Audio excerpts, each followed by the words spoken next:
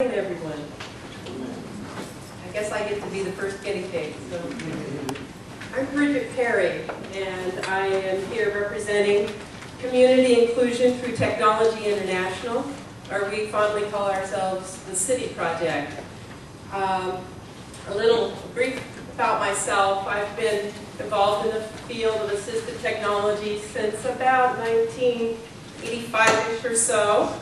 Worked in an assistive technology center in Berkeley, as well as a national organization. I've taught for 14 years at San Francisco State University. Their assistive technology course there, and I've worked as a consultant, continued to do that. And in 2004, I founded the City Project. So I am really excited and honored and humbled to be able to be here with you and just to share a little bit about our organization. Excuse me while I figure all these things out here. Okay. So first about our mission.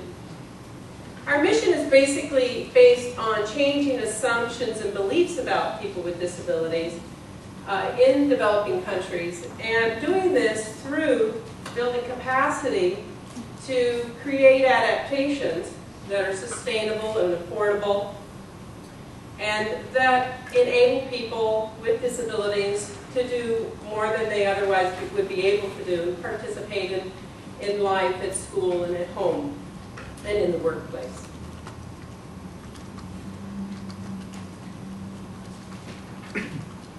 Our values have to do with that assistive technology. Of course, it's a very powerful way for people with disabilities to gain rights and access and equality, and to enhance participation.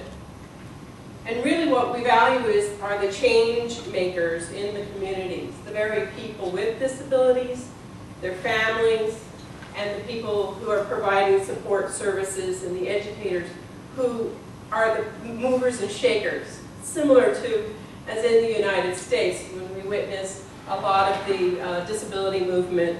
The big changes really come from within the disability community itself.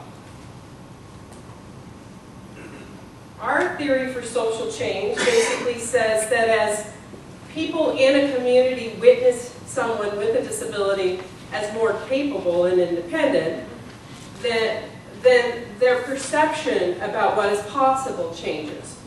So as someone sees someone is capable of using a device, an assistive device or adaptation, is able to be more independent and productive because they're using that, there's a change of perspective of what's possible, and these changes directly influence how somebody then becomes more integrated in the community and is more involved in the economic and social part of the community.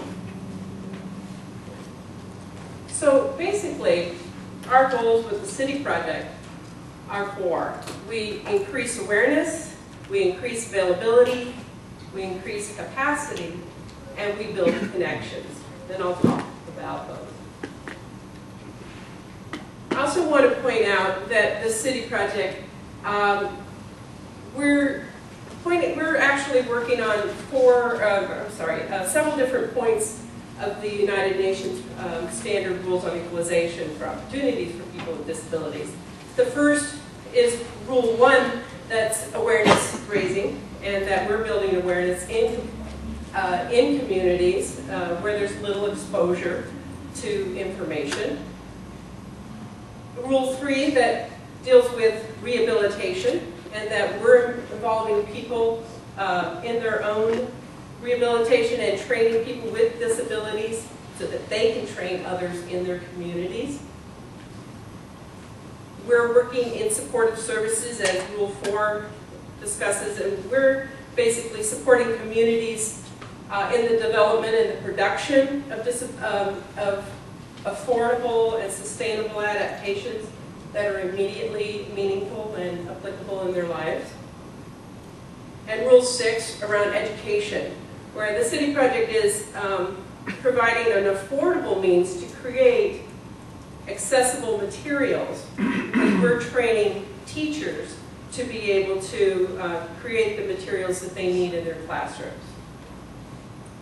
And finally, Rule 7 around employment, where we aim to focus on assistive technology that would enable someone to become gainfully employed.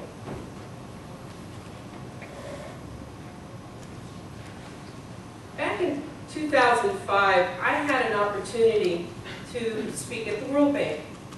And one of the things that we talked about was the importance of the global initiatives that basically push policy and laws. They get implemented in countries because it's so important that that happens from the top down. Likewise, what I feel is important is that these changes happen from the grassroots. And so the City Project basically helps to create changes in the home, in the community, and what we believe then is that it actually trickles into society itself. This again is similar to the model that happens within the United States, where social change basically came from within the disability community, leading to a recognition that disability is really about social context, that basically there's social restrictions resulting from discrimination. And so we believe that as changes happen from within the community and people are witnessing individuals become more capable, then that changes assumptions and beliefs. We also believe that as these laws and policies are being implemented, it takes a long time to reach communities that are especially in the rural areas. And so we're helping people within communities to prepare for the opportunities by providing support in learning how to provide more adaptations, which I'll talk about more. So about our beginnings, basically 2002 to 2004, the City Project was born. We were supporting a small community in San Luis Potosí in Mexico to create an assistive technology lab. Now in this instant, it was actually the lab itself. They were ready because they had the infrastructure. They had the desire to use computers, and they learned a lot more about what was possible through higher-end assistive devices. And we also had, as you can see in the picture, there's a group from the Rotary Club, and they helped to raise some funds to do that. What they didn't have, and what we scoured the area to find, was the expertise of how to use those adaptations. And so we continued to look for the expertise, but we also took a small team and provided training to local people who would then turn around and be able to run the lab themselves and continue to train others. In our beginnings in 2005, we became a fiscally sponsored project with the Foundation for Sustainable Development. They continue to be our fiscal sponsor while we're going to get our nonprofit status. I'm proud to say that we now are incorporated in the state of New York and just have one more big batch of paperwork to do to become tax exempt. But in the meantime, we are able to do our work under the foundation. We took a small team with us to Ecuador in 2005, and basically what we learned, and I want to emphasize that we're a very small organization. We're small but mighty. We, up until very recently, have only been able to do the work we've been doing for one time a year, while people are off on their summer vacations and able to leave their work and come and support us. We're not academic-based, so we're not doing things from a research-based position, though I respect that and am looking forward to integrating that into our program.